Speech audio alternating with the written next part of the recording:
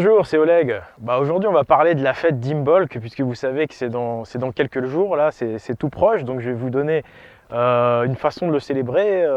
Je vais vous expliquer un petit peu la symbolique.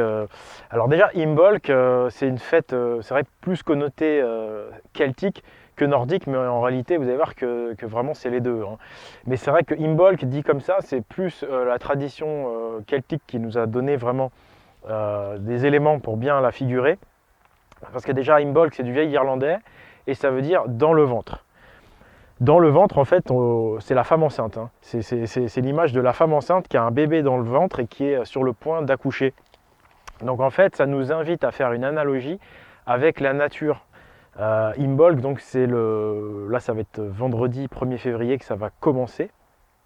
Et donc c'est la fin de l'hiver. Et en fait, c'est l'image, si vous voulez, de la nature qui est sur le point d'accoucher, c'est-à-dire la nature est sur le point de redonner vie au printemps en fait. Et donc là on est à la fin de l'hiver et Brigitte en fait, voilà Brigitte qui est la déesse, qui est vraiment la déesse fêtée pour Imbolc, qu'on va retrouver sous les traits de Frigg dans la mythologie nordique, qu'on peut retrouver sous les traits de Artémis dans la mythologie grecque, ou encore de Sélénée, ou encore de Mani. Cette divinité féminine, hein, qui incarne la déesse mère, qui va nous donner fruit au printemps. Et ce fruit, donc, ce sera le bébé qui va sortir bientôt au printemps. Mais là, on est à Imbolc, donc le bébé, la nature, si vous voulez, n'est pas encore ressorti. Comment dirais-je, voilà, la déesse n'a pas encore accouché, mais elle est sur le point d'accoucher. Voilà. Donc voilà, c'est la fête de la déesse Brigitte. Brigitte, en fait, ça nous renvoie au vieux sanskrit et à la tradition védique, hein. Vous savez, les fameux Védas, hein, hindous, les textes sacrés les plus anciens. Eh bien, sachez que Brigitte, ça vient de Brati. Et Brati, ça veut dire aurore. Donc, on parle de l'aurore, on parle de l'aube. On arrive à Hyperborée. C'est magique, hein. Donc, Brati, hein, qui vient du vieux sanskrit, qui veut dire haute. Enfin, ça vient du mot briga aussi, briga qui veut dire haute, la haute aurore en fait. Brigitte aussi. Et là, ça nous renvoie donc à Hyperborée, puisque vous savez que le 1er février à Hyperborée, c'est-à-dire en fait dans une zone arctique, dans le cercle polaire, à l'époque fort lointaine des ancêtres, c'était les premiers rayons du soleil qui arrivaient donc début février pour cette fête d'Imbolc. Et on appelle ça la lance de Balder chez les Nordiques. La lance de Balder, parce que Balder figure le soleil, ce disque à l'horizon, et la lance, c'est, si vous voulez, les rayons du soleil. Et on dit la lance de Balder, parce qu'en fait, à Imbolc, on sortait tout juste de la longue nuit noire, hein. Vous savez, au pôle, il fait nuit très longtemps dans la zone polaire. On sortait d'à peu près 2 mois de nuit complètement noire, et c'était l'aurore, donc les premiers rayons du soleil, mais on ne voyait pas le soleil lui-même. Donc c'est pour ça que ça s'appelle les lances de Balder ou les lances de Lugh, hein, chez les Celtes, hein, Lugh, ou les lances de Bélénos, si vous voulez, parce que Bélénos figure le soleil aussi.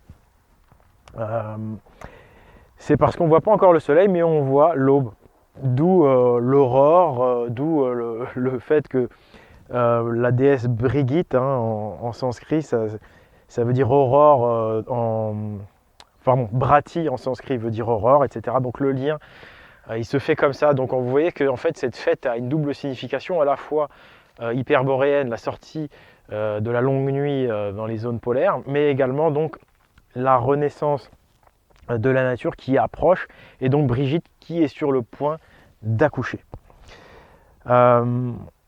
Donc c'est vraiment une fête, même s'il y a cet aspect solaire avec les lances de Lugh ou de Balder, c'est plus une fête de la déesse mère, une fête féminine, qui est en rapport donc avec la lune, hein. La lune c'est féminin, et avec l'eau.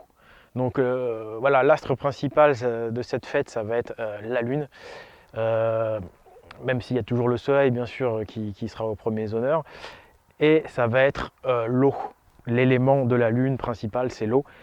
En cela, il faut comprendre la purification. parce que la lune, excusez-moi, j'ai un peu frais.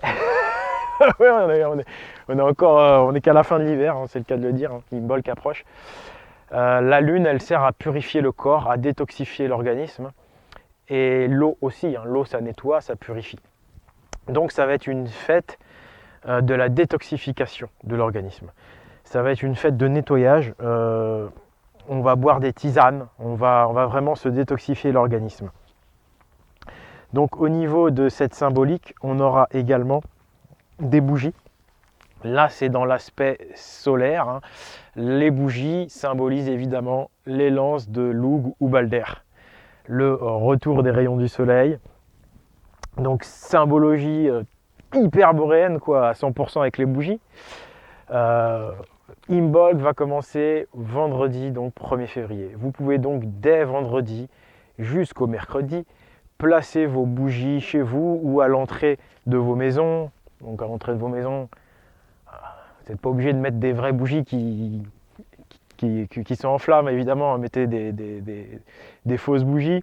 Bref, la symbolique de la bougie, donc c'est le retour des premières lumières. Donc vous savez qu'en fait, tout ceci prend sens quand on a connaissance de l'origine hyperboréenne. Donc ça, c'est fabuleux, le symbolisme de la bougie.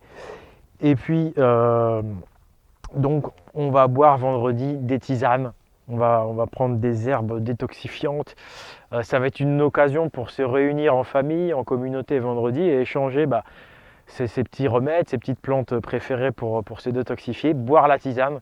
Donc c'est une fête effectivement assez pieuse, on va pas boire de l'alcool. Et puis dans la symbologie, on va également retrouver donc la chandeleur, qui est toute la christianisation, hein, bien sûr.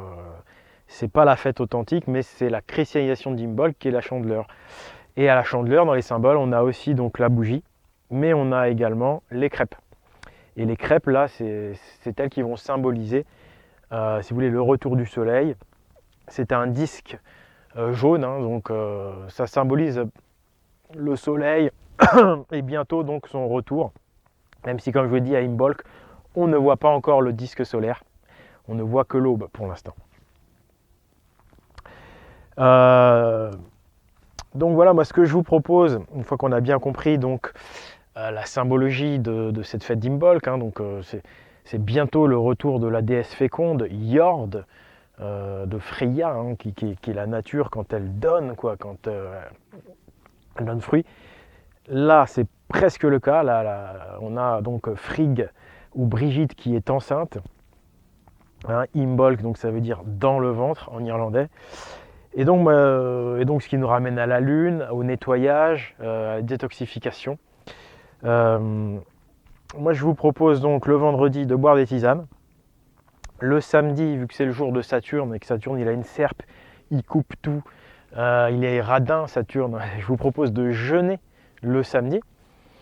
Je vous propose pour dimanche, qui est le jour du soleil, un Sunday, hein, de manger des crêpes du coup le dimanche, puisqu'elles symbolisent le soleil. Le lundi, qui est le jour de la lune, donc de l'eau, je vous propose de vous nettoyer encore en rejoignant des saunas ou des huttes de sudation.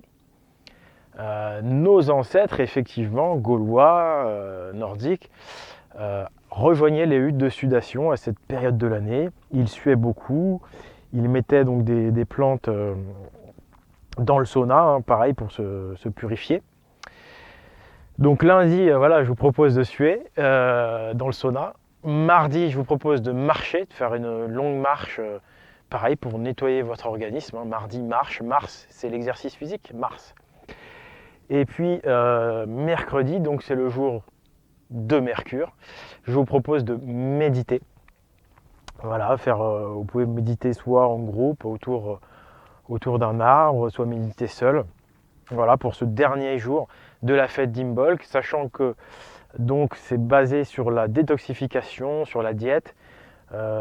Ces 5 premiers jours, on va dire, c'est en fait le lancement de cette période de nettoyage qui va durer en réalité pendant tout le mois de février. Hein, je vous rappelle que février, ça veut dire février, il faut faire vriller. En fait, à l'intérieur de soi, il faut nettoyer. Donc c'est qu'un prélude en fait, hein. Donc après c'est à vous de voir évidemment, hein. Moi ce que je vous donne c'est des tendances, hein. On est dans l'esprit de la tradition hyperboréenne, on vous donne des principes, des directions, des orientations. On ne vous oblige pas à faire les choses. Il faut toujours que vous compreniez la chose et qu'ensuite vous la remanifestiez à votre façon. Voilà. Ça doit aussi venir de vous-même. Donc moi je vous donne des tendances, je vous fais des propositions. Après c'est à vous de voir. Vous n'êtes pas obligé de jeûner complètement samedi et ainsi de suite. Vous n'êtes pas obligé de faire une diète tout le mois de février. Mais c'est vrai que dans l'idéal c'est ce qu'on fait, hein. Donc voilà, d'ailleurs février ça veut dire, alors je vais essayer de me rappeler, foie pour le F, le E c'est épigastre, le V c'est la vessie, le R ça doit être les reins, le I ça doit être l'intestin, le E c'est l'épigastre plutôt, et ça devait être l'estomac, foie, estomac plutôt au départ. Donc estomac, épigastre pour les deux E, et le dernier R, évidemment je ne vais pas m'en rappeler, puisqu'il y avait les reins et l'autre... ben, je ne sais plus. S'il y en a qui le savent dans les commentaires, allez-y. Je l'avais mis en plus sur mon Facebook l'année dernière, ça.